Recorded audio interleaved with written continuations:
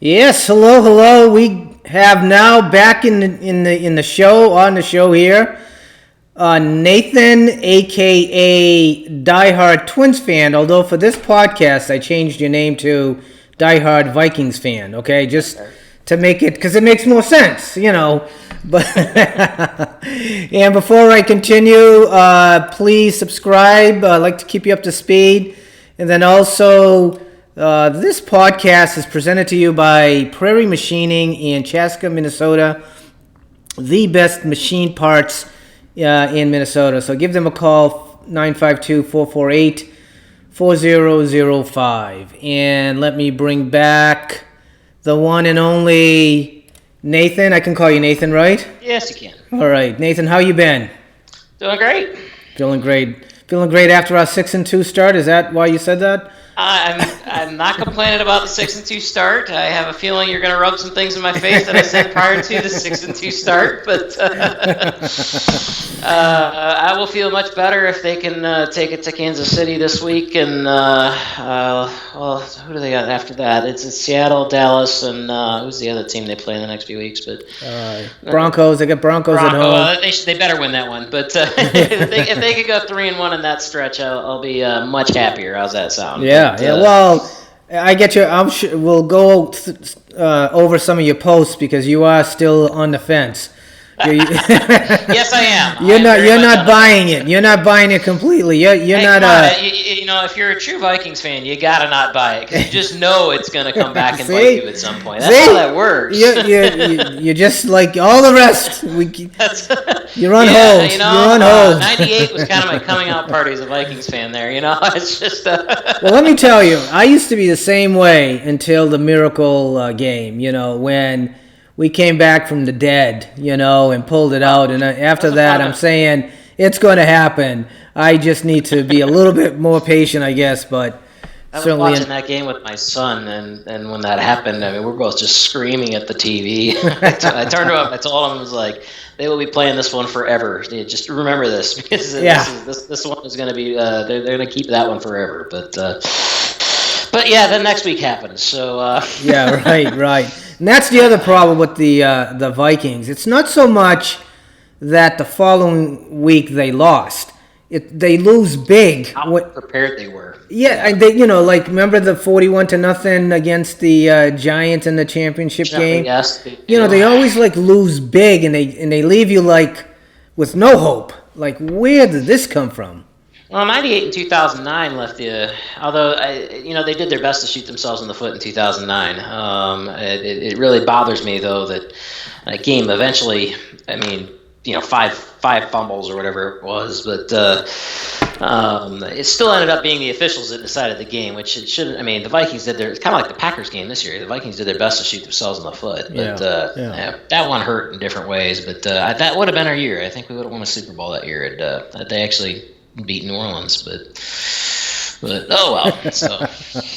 So tell me, what's keeping you on the fence? What and I'll show you I'll read some of your posts, and then what's going on with you? Are you just you just can't commit? All right, start reading. All right. So I posted. I started a thread, I guess you'd call it, and one of it was 6-2. Like, how do you feel? 6-2, and then you come up with, and this was in response to a post at Funky Town. Melanie, yeah. So it says, let's see what happens this year. And this is what she said this year, but 6-2 shouldn't have surprised anyone. And then you say correlation.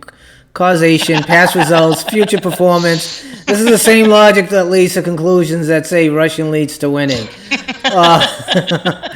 What's going on there? What are you saying? Well, so you got to read her post to get the context of it. I mean, it was literally like, okay, Zimmer's team in odd years have started out 2-2, and then they always win the next 4 games. And see, there you go. And she was being sarcastic, obviously, but I didn't catch the sarcasm, so I just pointed out that you can't. That logic doesn't work. Okay, I mean, it's like when I remember actually 2009. That was back when I was posting on Vikings message board. we had Dallas fans showing up talking about the Vikings playoff history against Dallas, which last game was literally like 1977 when I was born or something ridiculous like that. It's like, come on, guys, use some logic. I mean, there's just no. They had a soft spot in the schedule. They really didn't have much in terms of tough teams. Philly was a tough game in that 4-game stretch. Admittedly, I didn't think we were going to win all four, so I'll freely admit to being on the fence there. But especially after that Bears loss, I pretty much had it after that Bears loss. But and because, quite frankly, the team was woefully unprepared. Zimmer was outcoached. It was just maddeningly frustrating. I mean, you saw it in the locker room the next week. I mean, Diggs just skipped practice, and honestly, that might have been the best thing that happened to this team. That's kind of where I'm at the moment. Take my hat off to Diggs. I don't know what he said. I don't know what he and Thielen said, but it lit a fire under someone, and it needed to be said. So more power to those guys. It's a good thing. Yeah, sometimes a good fight is good for a relationship, and I think it's kind of brought them. I agree with that. Especially the team has together. Way too much talent to start out too. As a matter of fact, this team could be 8-0 right now. But I mean, they shouldn't have lost to either Green Bay or Chicago. It's really frustrating. But hopefully, whatever Diggs and Thielen said in the locker room that after that Chicago loss woke somebody up. That's what I'm hoping. But we'll see. Yeah. They got a little tougher stretch the next 4 games. But so, it's not how you I'll start. Be back on the bandwagon if they walk out 3-1 in that, and they're sitting at that going, they're 11-3 going into the, that's or 9. Sorry, I can't add today. 9-3. Because it's a tough stretch. I mean, Denver they should beat. I'd be pretty disappointed if they didn't beat Dallas. It's not how you start; it's how you finish. Yeah, I agree with you. And I think we're going to show that. 4 in a row at the end, right, or 4 in a row, depending on the. Yeah. It's not how you start; it's how you finish, and I like the direction they're in. I think they're going to show us something this next game. We're playing Dallas the next weekend as well, which reminds me, I have a potential podcast with a Dallas fan. Oh, wow. Okay. So that should be pretty interesting, a enemy podcast, if you will. But let me get to your second post here, and this was response to someone started some post that talked about why we shouldn't extend DC, Dalvin Cook. Yeah. Right. And I'm not going to read. You're responding to Rain Man's post. I had a couple of posts in there, so hopefully we catch everything that. Yeah, well, you said, I hate to say, but that's the right answer. I'm not even sure I'd franchise him when you can draft someone in a second or third and do quite well. Spend the money upgrading the spots like offensive line. So you're not buying. Extending DC and so here's my thoughts. By the way, I did caveat that later and said if he could be extended reasonably, I'd do it. Okay, all right. I didn't find that one. Yeah, I mean, you scroll down there a little bit. Here's problem number one. One, he's going to be expensive on a team that's got no cap space. I mean, you're going to have to make some cuts somewhere, and. Heck, I am loving every minute watching him, but as others have pointed out, the drop off between him and somebody that they can plug into that is probably not going to be worth the money he's going to command. And the guy could. I mean, he's having an MVP type season. If he does enough of this, you're talking Hall of Fame career. I mean, don't kid yourself. I'm really enjoying that. I hope he stays healthy. That's probably my bigger concern about Cook, to be honest with you. I mean, he got the ACL tear, and then he had the hamstring issues last year, and that kind of stuff. But yeah, if he can keep it up all season long, great. And if he's willing to sign a reasonable extension, great. The reality is he's woefully underpaid. I would be shocked if he doesn't hold out next year. So they're going to have to make that decision this offseason, I suspect. And if he's going to say, I want Le'Veon Bell money, that's when I say, I don't think that's going to work, personally. I'm not saying he's not worth it. I'm just saying that's not a good allocation of resources. Okay, fair enough. If that makes sense. Fair enough. Especially when we're paying, unless our $24 million quarterback wants to take a pay cut. He didn't this year, so he probably won't do it next year. But fair enough. He's guaranteed. I know. I agree. Just saying. I mean, to me, that's the problem. Is you've got a team that's I mean, if we had tons of if we were like Cleveland at the beginning of the year and had tons of cap space, yeah, sure, absolutely. Would you want to see him on the Packers? Would you want to be chasing him on green and gold? Probably your not. point is well made. I would rather trade him to the Jets because they're gonna. Sure, they'll give up a first rounder for him, then sign him to a big deal. Yeah, but here's the thing. I mean, if he can catch and run like he's been doing, it's not like he's just running like hell. He's catching and running like hell as well. Yeah. So the production is off the charts. And so is that someone that can do that for a long time? I know he's a running back and he gets hit a lot and all that. Well, it's a decision that's going to be tough to make if he does want big money. But fair is fair. I mean, if he's the offense... he deserves to get paid. He deserves to get paid. So let me make that clear. I think the guy deserves to get paid. I'm just not sure with looking at our resources. I mean, maybe Spielman's got some cuts that I don't know about that makes. Oh, he's got a lot of cuts next year. You know, he's going to reduce Rhodes' contract for sure if he even stays on a team. I'm not sure Trey Waynes is worth $11 million a year. No, I'm not. The way he's playing, I don't know if he's back at all. You know, right. Somebody else signed a big money deal, and I agree with you there. You know, and can Kirk if Kirk doesn't perform the way he needs to, can he be restructured next year and say, okay, well, we'll bring you down to $25 million a year? Well, Kirk's contract is guaranteed, so the only way that happens is if Kirk says, I played like crap, so here's some money. Yeah. Can that happen? I mean, can it happen? Yeah, it can happen, right? Yeah, it can happen. My bigger, I don't know.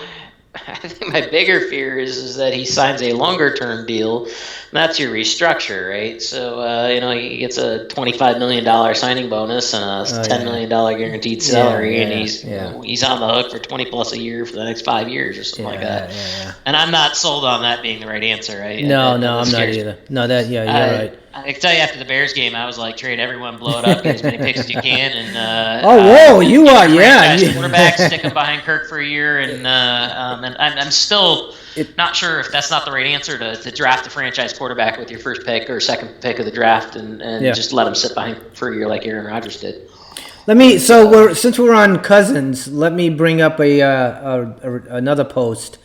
I asked is Kirk Cousins in the MVP conversation? And here's your response. Not yet. I would say a bit premature. If he plays the way he played the last 3 weeks and the rest of the season, yes, I am not sold on that. I'm not. And we've got Cousins has had a career in Washington, and I should note I'm in Baltimore right now. That one of my colleagues that I work with is a big Redskins fan.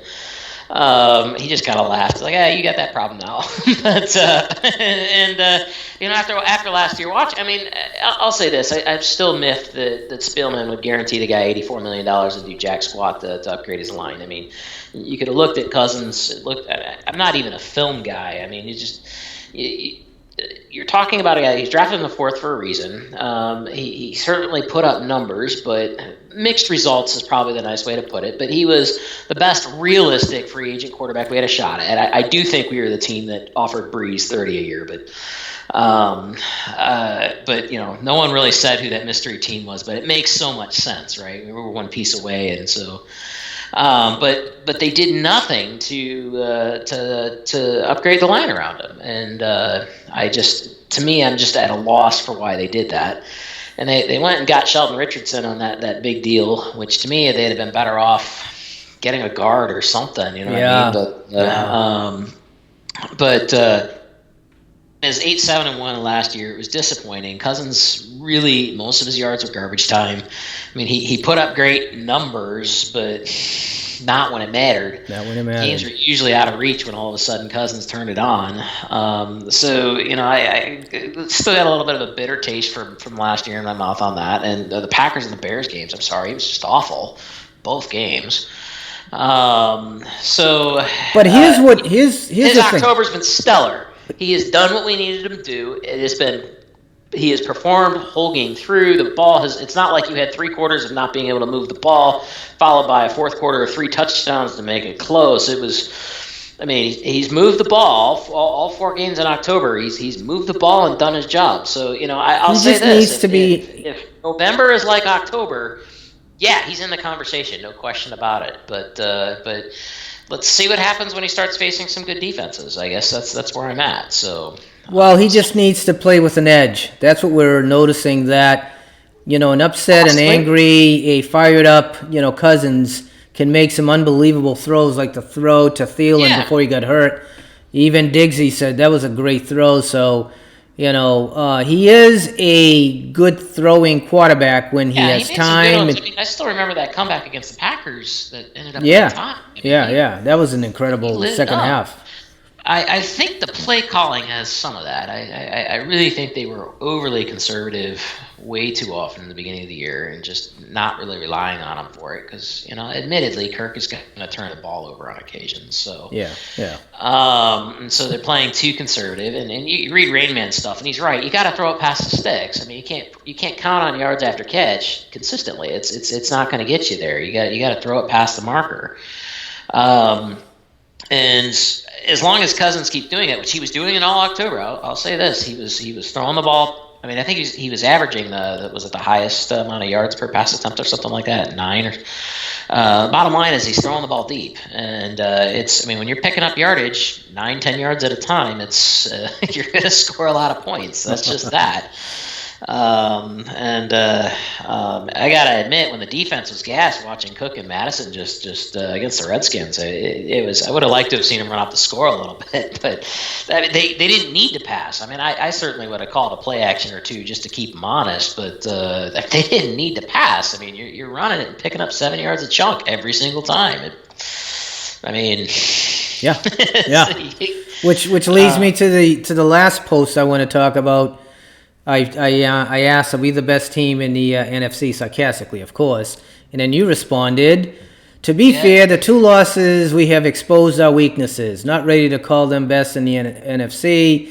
They could be with the talent they have, but, I am not trusting. You're using the word trust. Coaches, again, you and a lot of other people. Trust issues, okay? The last 2 weeks have been encouraging, though. So you're having trust issues, diehard Vikings fan. But to be fair, we've been there. We know, the Vikings have let us down many times in the past, even when they look better than this. Losses. I've seen 4 NFC Championship losses. Yeah. I mean, there's a pattern here. It's not even getting better. I mean, it's not like they're getting to the Super Bowl and losing it. Yeah, true. But, so, all right, so that's a good point. What, in your opinion, why is it that we hit this roadblock, like, every time we get to the big game, the NFC Championship games, in your opinion and with your experience of watching the Vikings over the years, what do you think happens to the team that they hit a roadblock like what happened against Eagles at in the championship game a couple of 3 years ago? I don't know if that's an easy answer. I mean, I want an easy answer. You're not talking about the same teams. There's not a single person on the 98 team that was, on the... I don't even believe there's anyone from the 98 team and the 2009 team. So probably not. Maybe one guy makes it through. I don't know. Probably not. But, 10 years for... Yeah, games. Probably not. There certainly wasn't anyone from the 2009 team on the... So 98 and 2001, okay, there was a lot of similarity there. And honestly, 98... What really irked me about Green in '98 was not he played scared after that fumble at the end of the first half, got too conservative, and when I was like, I wanted him to do what he did. I thought he made the right decision to try to stuff it down their throat. It cost them 7 points, but they were not the same team coming out in the second half. Can I just stop you? Because I think you hit on something. I think we play scared. I think what happened... It certainly does. I'm not going to argue that. Because I was just having a conversation with someone about just living life in general. How you can't live scared. I mean, at some point you got to live and not live scared. Are we playing scared? Is that what happens when we get into those big games? We start playing scared in certain stretches? And Do you think that's Possibly. it? I mean, I guess the question is that does that culture pervade literally what 3 decades now of Does 2 it? decades of I don't. I mean, maybe it does. I don't know. I mean, it could be a cultural thing, except that none of the folks that are there. I mean, that's how pervasive it would be if that's the case. They were. They were definitely playing scared in the second half of the '98 game. That 2001 game, I don't know what happened there. That was just I mean, I don't even remember how much of that game I watched because it was just that bad. I know I didn't see the whole thing. Let me put it to you that way. I remember very little memories of it. The '98 game, there's plenty of memories of it. I was watching that one right up to the end. They're sitting here going, he's never missed a kick all season long. And it's like, you know what's going to happen. So you can't do that. And, the 2001 game, I can remember it was right when I was starting to really use email. And I sent out a bunch of emails to some of my friends back in Massachusetts, like, you got to watch the NFC game, a championship game. And is that the one that got blown out 41-0? Is that the game you're talking about? Yeah, that's it. And I can remember just being so embarrassed the next day, getting yeah, exactly. like what had to deal with the pain of so.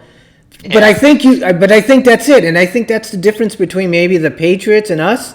The Patriots don't play with fear, and we play with fear. Fear of losing. Yeah, well, I mean, Rain Man has said it a million times, and he's right.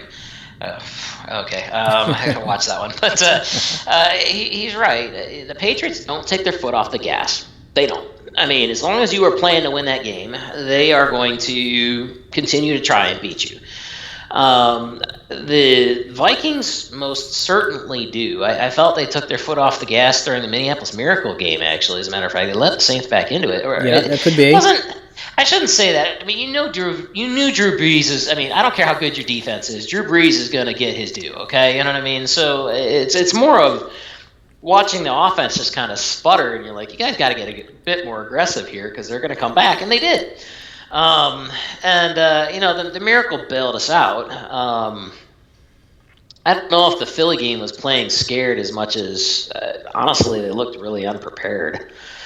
I don't think they looked scared. I think they looked unprepared. I mean, they got the best possible start they could. They walked down. They scored a touchdown. I'm sitting here going, I'm feeling good about this. This isn't the Vikings I'm used to seeing.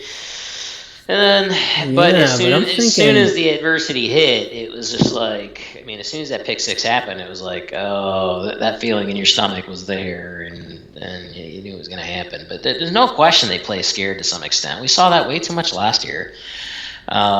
We definitely saw it against the Bears and the Packers. I mean, it's hard to talk about the Raiders and the Falcons because, quite frankly, they're just much better teams than those. So you don't have to play.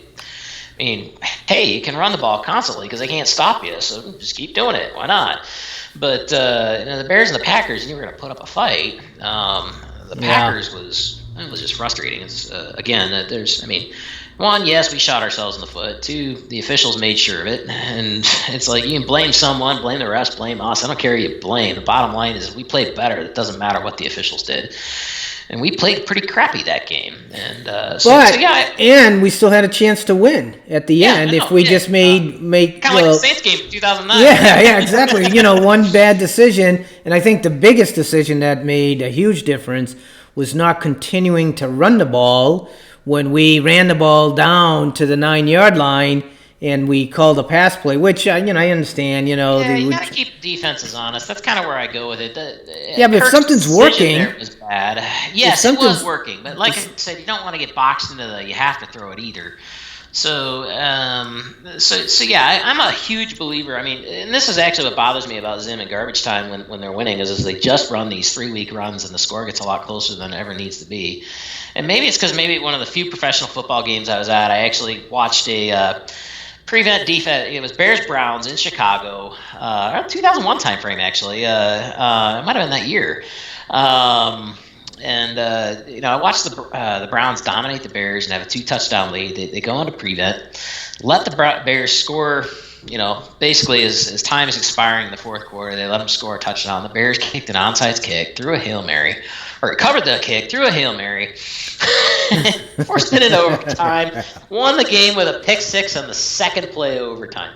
It was just one of those, like, I can't believe I just watched it. And my son was telling me, I think that was literally the only time in NFL history that's happened. So I've seen it personally. You know what I mean?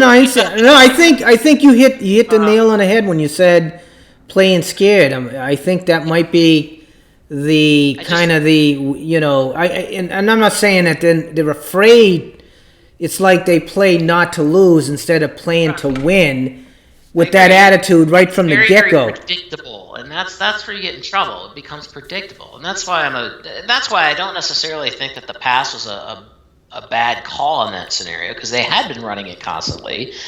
And at some point, the defense is going to sell out to the run, because it's like, well, we can't stop them, so let's stack 10 in the box. Okay, so throw it. You got to do that. Now, call a play action, whatever, but do something to keep the defense off. So I don't have too much of a problem with the play call. Kirk's execution of that, he had nothing. Throw it away. You've got 3 more downs. Well, 2. Actually, 3. 3, yeah, because, fourth. Score difference. So, yeah, they had 3 downs. I mean, they're in 4-down territory there with that much time left on the clock. So, throw it away, live another day. I mean, it's hard to fault Diggs there. Yeah, he could have put himself in better position to prevent that interception. But I'm not going to fault Diggs for something like that. That's on Kirk for either A, not putting it where Diggs only can get it, or B, just getting rid of it. But was that the play that maybe turned the season around a little bit, including the Bears game? We hit rock bottom right there with the Bears and the Packers. Bears game was the alcoholic puking in the gutter. So that's what the Bears game was. So. Maybe that we're rock bottom right there, and we turn things around. And I think this week's game with the Chiefs is huge. I agree. If we can get that win. Yeah, the Packers beat them. So my litmus test is beating them by more than a touchdown. That's my litmus test. That's how I know if we've improved. I mean, the Packers went into Arrowhead. They beat them by a touchdown. The game was a whole heck of a lot closer than. It started out, I was like, oh, this is just gonna be a blowout, and the Chiefs came back. And they got a good team there, so that's good my litmus test. You beat them and beat them by more than a touchdown. I mean, beat them decisively, and it's like, hey, Pack, here we come. You know what I mean? But that's going to be a tough game. So it's going to be a really tough game. Yeah. So, yeah. A must-win in your mind, or would you say? I don't know if it's a must-win. Every game is a must-win. Every game is a must-win. Every game's a must-win. Games in a season. It's not baseball, okay? you get to plan to lose. That's playing scared, okay? You don't plan to lose games. Your goal is to go 16-0. Yeah, you're right. Every game's a must-win. I would argue, must win. Let's look at playoff pictures and bye weeks and that kind of stuff. I mean, you want one of those top 2 seeds. Ideally, you want the first one. Oh yeah, and that would be huge. That's in reach. Yeah. So every game is a must win. So it's a must win. And personally, if me trusting this team, you got to beat those good teams. You're going to play them in the playoffs. You got to beat them. Granted, they're without Mahomes. Not a fair matchup, or I should say, not what you're likely going to see if you play them in the Super Bowl or something like that. But you still got to beat this team, because even without Mahomes, they're pretty good. So the Packers saw that. Although I think the Packers are overrated, but that's a different issue. Yeah, I do too. I do too, actually. But they keep winning. They keep winning. That's the problem. So. I keep thinking the Packers are not as good as people say they are, but they keep winning. But let me ask you this: when we're playing at our best, defense, offense, special teams, coaching, are we the best team in the NFC? We can beat anyone at that point. There you go. Did you hear that, Vikings Nation? Yeah. Nation, he just said it.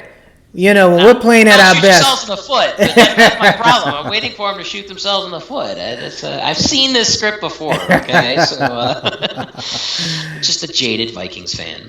No, I can tell. You speaking of jaded, I had one of my guests, Jade. She's like that too. She just can't buy this whole Vikings to the top kind of thing. She's like you. She doesn't trust. She doesn't believe quite fully, and so there are a lot of Viking fans that have just been burnt so many times in the past that they can't commit fully to the Vikings going all the way. But at some point, we got to do it, and why not this year? I've been waiting long enough for a Super Bowl win, and I can't think of a better year than this year to do it. How's that sound? Can't think of a better year than every year. I mean, just come on, guys. Last 91. I remember 91 with the Twins. I was barely remember 87. I wasn't even allowed to stay up and watch the game in 87. Actually, in 91 too, for that matter. But I was in the 8th grade in 91. My parents were mean, but there you go. We all had mean parents. All right, so let's do this. Give me win or loss against the Chiefs on Sunday. Win or loss. Well, if you read, I already predicted that we'd lose. But, okay. So call that reverse woofing or something like that. I'll say this: if they show up, they can beat this team. Okay. But win or lose. Chiefs are good enough though that if they show up, the Chiefs can show up too, and I mean that's so. I'll stick with a loss. I'm not holding my breath on Dallas. Win or lose. We better win that one. Dallas is that whole division sucks. Okay. So that's a win. Win that one, and same with the Broncos. I mean, you got to win. It better be. I got my schedule right here. So the Broncos should be a win. All right. And then we have a bye week, and then Seattle is in Seattle Monday night. Is that a win? Oh, that's a tough one. That's a tough one. Yeah, I would say if I was. I got to say a loss on that one. We've never played Seattle well. I'll take a loss on that one. Okay. So that leaves us 2-2, which does not make me happy. But, okay. Now we come into December, and December looks really good, and I'll tell you why. Okay. We have Detroit at home. Okay. We have the Chargers. Chicago, we get Green Bay at home, exactly, and then we in the middle of December 15th, we have the Chargers in LA somewhere. Okay, that's like a home game for us. Yeah, it's like a home game. I might even go to that game. Actually, I might even go. Do we have a tremendous December and then go into the playoffs riding really, really high and saying that we could be the team that represents the NFC in the Super Bowl? Can you say that? If they went 4-0 in that stretch. Yeah, assuming that they do. So all right, so let's use my predictions here. So that's another 6-2. That leaves us 12-4.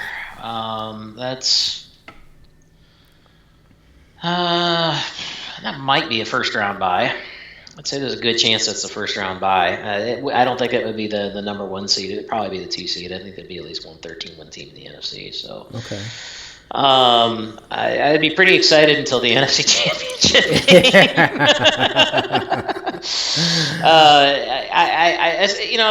If they walked into that 12-4, 13-3, something along those lines, that'd be huge. It would be huge. It's a little hard to get your hopes up in that one. But I would hope that first round playoff win for sure. I'd like to actually see us go to the Super Bowl. I really don't want to play the Patriots. That's a different. I do. That would be the highlight of my Viking fan career. Bill Belichick is the smartest guy in that field.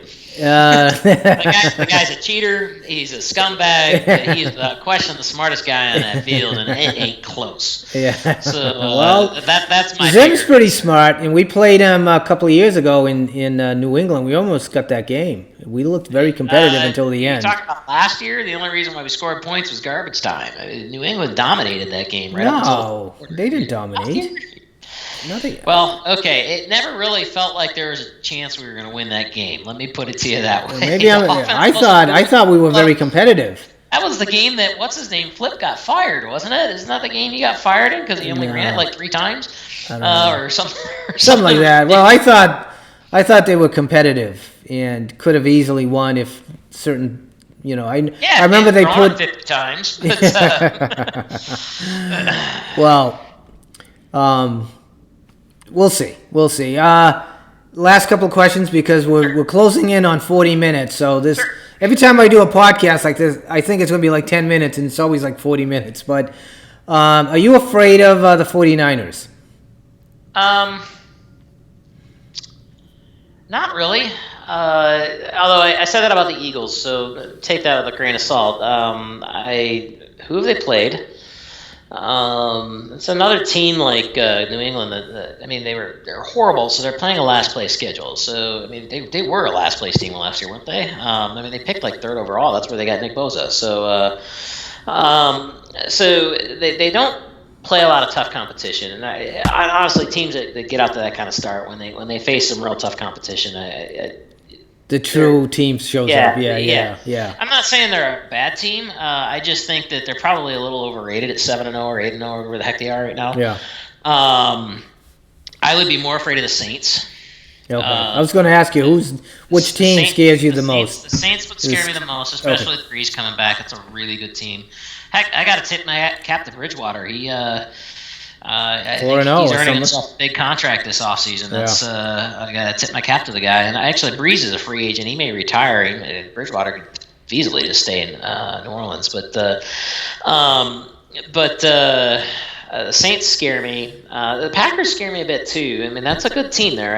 I've said they're a little overrated, but it's still a good team. So I think that would be, and you can never discount the Seahawks. Pete Carroll will have them playing tough in the playoffs. So those would probably be the three teams that bother me the most. San Francisco is certainly on that list, but I would be more worried about those other three teams than the 49ers. Just my 2 cents on it, but the East doesn't bother me at all. I say that now. Anything can change. That's the problem, Yeah, it can. Anything can change, especially as and then if injuries can make a difference, what I mean? I mean, we lost Thielen, and I thought he made a difference last week. On Thursday, they looked a little lost without him, but sure. But I'm feeling good against Detroit. So I mean, Bissy, whatever his name is. Beasy. It's Beasy Johnson. Yeah, he's playing. And honestly, actually, the biggest thing that bothered me about the Washington games is our tight ends disappeared until the fourth quarter, and I don't know if that was Washington game planning for them or Stefanski not really using them that much or what. But didn't see a whole lot out of Irv and Rudolph until late in the game, and when we saw them, they started playing the ball again. So not sure to think there. I don't know if that was just an oversight or if Washington did a really good job scheming against them. Who knows? But their defensive line was dominating our offensive line. Did you notice that?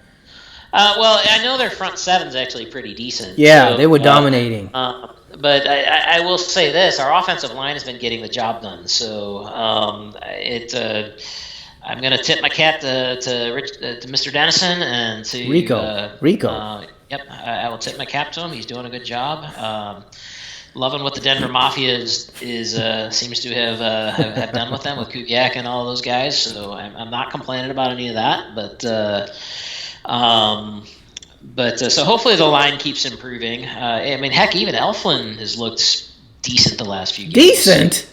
Well, he went from being like the worst guard in the league to actually being graded now. He's not the worst guard in the league anymore. Well, but he's still like a 3. He's nowhere near. I mean, he's looked bad on a couple of plays that I've watched. He's not. But he's shouldn't even be there. Better. Is probably the best way to put it. So, I think Samia is probably going to be the future guy there, and I'm fine with that when they think he's ready. But so we'll see. That's probably not happening until next year, though. That'd be my guess. But I like to see Samian and O'Neal on the same side. O'Neal is playing lights out, and I love his edge. He's always in a fight. I like that. And Reef actually is making. He played well, I kind of assumed that Reef was going to get cut at the end of the year, and at the way he's playing right now, I don't think I'd cut him. Yeah, I don't think I'd cut him either. He's playing with a little edge.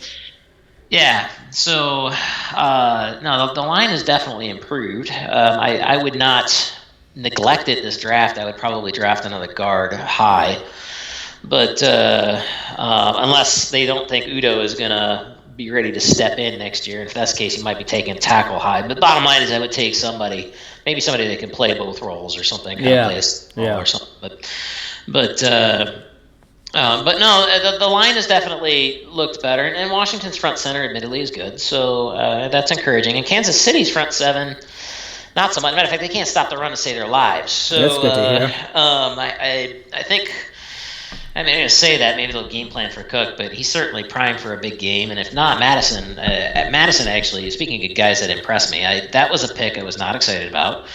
I felt like I felt they could have probably still traded down and still gotten him, or just literally picked him in the fourth instead of the third and drafted a guard there. But they got Sammy in the fourth, so maybe they knew what they were doing. But hey, Madison's looked good.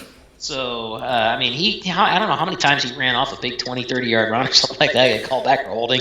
Last the game against Washington, he actually had a higher rushing per rush yards than Cook. Yeah, Cook had 4.3. He had 4.7. So he's looking good. He had a number of rushes called back. He had I want to say 2 or 3 long ones called back. So well, look, I gotta wind this down. I am gonna try this Sunday to go to a Vikings bar in Tempe and bring my camera and do a live, on location kind of a podcast if I can, or at least bring back footage to do one. So that's going to be kind of exciting. I'm really looking forward to this game because it's going to help us determine where we are. As a team, can we go into a hostile environment like, Arrowhead and come back? Yeah, you have to. Yeah. Have to, and if we can play like we play, like we're capable, and not, I think you hit the nail on the head. Playing scared. I think there's some, and I'm not saying scared like, oh my God, but we're playing not to lose instead of playing to win, and I think that's where we need to be. Play with a ton of confidence and let's play to win. I think that's what you were saying, correct? Yeah, absolutely. Yeah. I think that's the problem over the years, that we get into these big games and we start playing scared or playing not to lose instead of playing to win. We're the man. Let's just go in there. So I think this was the best podcast. I'm going to start a post on Purple Pain. Are we playing scared? Let's get some feedback. Rain Man's gonna have fun with that. Yeah. And, he's not the only one that said it. There have been a few people that have been saying it there. So yeah. But you there? Yeah, I'm still here. Can you hear me? Okay. Yeah, I can hear you. I just I cut out briefly there. So okay. Well, you just got lighter. I don't know if there's a light show going on or whatever, but no, there's no light show going on. I'm not sure if that's my internet telling me to. Well, this could be a good time to end this podcast. Sure. Let's. Any finishing thoughts to Vikings Nation and. Well, I hope we win on Sunday. That's my finishing thought. Win and win convincingly. That's what I want to see. I'd like to see that the next 4 weeks. If this is their hard stretch. If they take all 4 and win convincingly, I'll still be a trust issue person because I got trust issues. But part of me is going to be like, is this the year? Is this the year? So yeah. I think I'm going to have a podcast with all my guests who have trust issues. Trust issues? Okay. Yeah, I'm going to call it the Trust Issues Trust Issue Podcast. About our psychology of our parent problems and divorces and ex-girlfriends. Might be a long one. Just a word of warning. Yeah. Hey, Nathan, thanks again. I will post this podcast on Purple Pain, so if you want to watch it. Enjoy your night and your week. Let's get after it on Sunday, and I'm predicting the Vikings 27-14. All right, I hope you're right. That'd be a good score. All right. All right. Skull.